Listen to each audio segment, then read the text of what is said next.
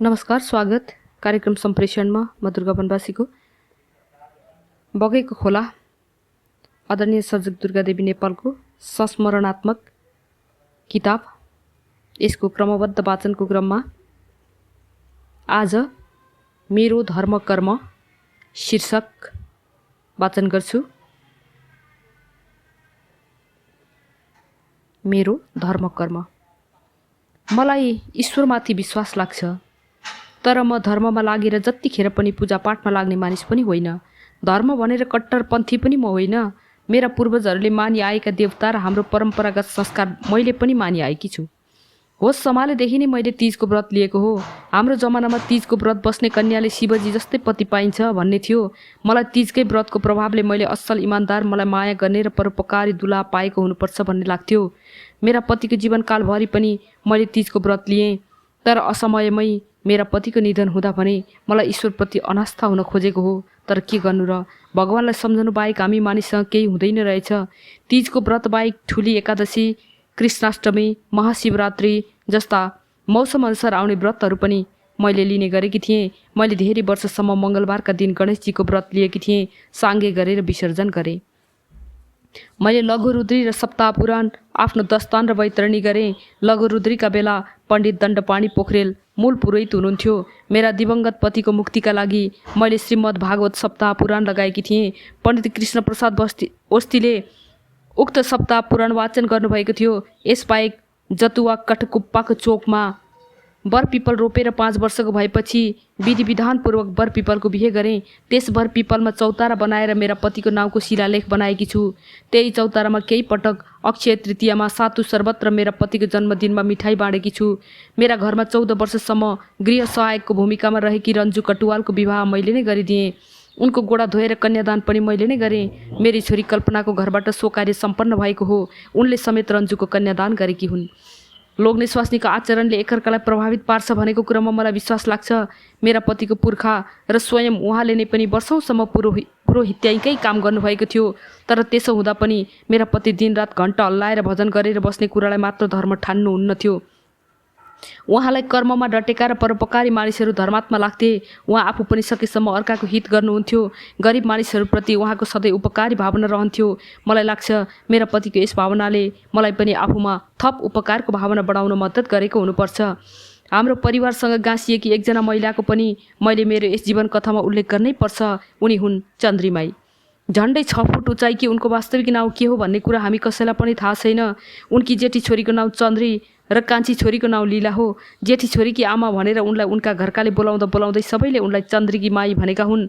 मेरो जेठो छोरो जन्मेका ताका 2030 सालमा मैले उनलाई चिनेको हो। चन्द्रीकी माई मोरङ जिल्लाकै आदिवासी चमार जातिकी महिला हुन्।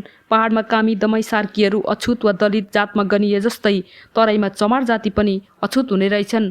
मैले उनलाई देखेको बेला उनी र उनका पति दैनिक ज्यालादारीमा मजदुरी गर्थे। त्यसरी मजदुरी गर्ने चन्द्रीकी माईलाई सर्वप्रथम हाम्रा पाञ्चालीका छिमेकी माधवराज आचार्यका घरमा भाँडा माझ्ने काममा लगाइएको थियो। चमार्नीलाई उपाध्याय ब्राह्मण आचार्यहरूले भाँडा माझ्ने काममा लगाएपछि हामीले किन नलगाउने भनेर चन्द्रीमाईलाई हाम्रा घरमा पनि भाँडा माझ्ने काम लगाइयो। पाञ्चाली गाउँको पश्चिमतर्फ नहर छ।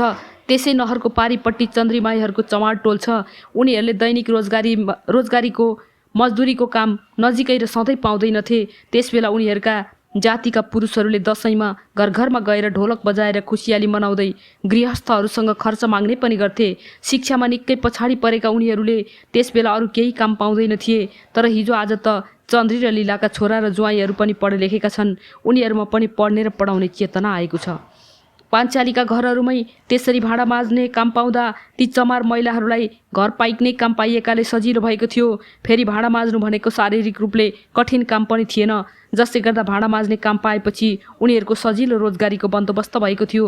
बिस्तारै चन्द्रीमाई र उनका गाउँका अरू पनि 1-2 जना गाउँले महिलाहरूलाई हाम्रो पाञ्चालीका सबै घरहरूमा भाँडा माझ्ने काममा भ्याइ नभ्याइ हुन थाल्यो।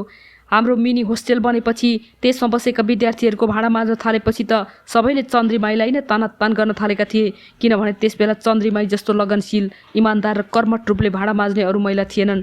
जसले गर्दा हाम्रा सबै छिमेकीहरू चन्द्रीमाईलाई मात्रै काम लगाउन खोज्थे। चन्द्रिमाईको अर्को विशेष सिप पनि थियो। उनी शरीरमा तेल लगाउने काम पनि राम्ररी गर्थिन्। खास गरेर सुत्केरी आमा र बच्चालाई तेल लगाउने, सुत्केरीका र बच्चाका थाङ्ना धुने, बच्चालाई सेकताप गर्ने काम पनि उनी कुशलतापूर्वक गर्थिन्। उनैले सर्वप्रथम मेरो जेठो छोरो जन्मिएपछि मलाई र शोभनलाई तेल लगाइदिएकी हुन्।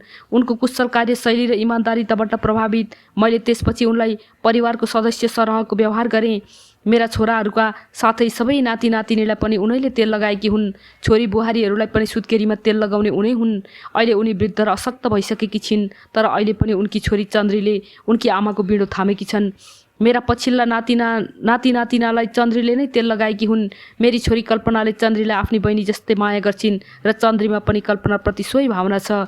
मेरी जेठी छोरी इन्दिरा विराटनगरमा बसेका बेला उनको 3 टोलियाको घरमा चन्द्रीकी बहिनी लीलाले धेरै वर्ष उनलाई सघाएकी थिइन्। चन्द्रिमाईको काठमाडौँ हेर्ने र पशुपतिनाथको दर्शन गर्ने इच्छा थाहा पाएपछि मेरी माइली छोरी कल्पनाले चन्द्रिमाईलाई काठमाडौँ पुर्याएर पशुपतिनाथको दर्शन पनि गराइदिएकी हुन्। अहिले चन्द्रीले उनकी आमाको सेवा गरेकी छिन्। लीलाको घर अलि टाढा भएकोले बेला बखतमा मात्र लीलाले पनि आमाको खोजिनिरी गर्छिन्। चन्द्रिमाईले हाम्रो परिवारको धेरै सेवा गरेकी छिन्, त्यसैले मैले उनलाई काम गर्न नसकेको अवस्थामा पनि मासिक भत्ताका रूपमा केही रुपियाँ उनको घरैमा पठाइदिने गरेकी छु। यसबाहेक चाडपर्वमा चामल, दाल, मिठो, मसिनो खानेकुरा पठाइदिन्छु। उनैले सिकाइ सधाइ गरेकी उनकी दिदीकी छोरी मिनाले हाम्रो पाञ्चालीको घरमा अहिले पनि घरेलु काममा सघाइरहेकी छिन्। विराट वृद्धाश्रममा मेरा पतिको र मेरो नाउँमा मुष्ठिदान स्वरूपको रकम दान गरेकी छु। सरकारले दिने गरेको वृद्ध भत्ता लिएर मैले समाजमै परोपकारका लागि खर्च गर्ने गरेकी छु। मेरा पतिको हरेक वर्षको जन्म जयन्ती वैशाख 8 गतेका दिन म मेरा छोराछोरी, बुहारी एवं नाति नातिनाहरू समेत भएर विराटनगरको उक्त वृद्धाश्रममा भोजन र लत्ता कपडा समर्पण गर्छौँ।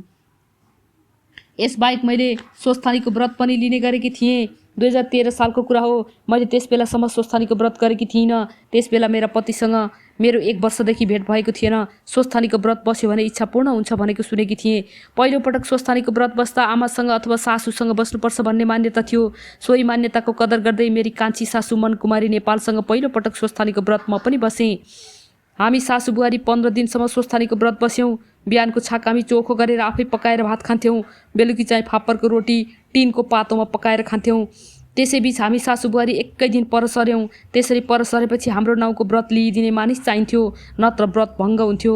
मेरा ससुराले हामी दुईटीकै प्रतिनिधित्व गरेर 5 दिनसम्म व्रत बसिदिनु भयो। हामीलाई स्वस्थानीको कथा पनि सुनाउनु भयो। त्यसपछि पनि हामीसँगै चोखो खाएर मेरा ससुरा पनि साङ्गेसम्मै व्रत बस्नुभयो। यसरी मेरा ससुराको सहयोगले त्यसबेला हाम्रो व्रत भङ्ग हुनबाट जोगिएको थियो।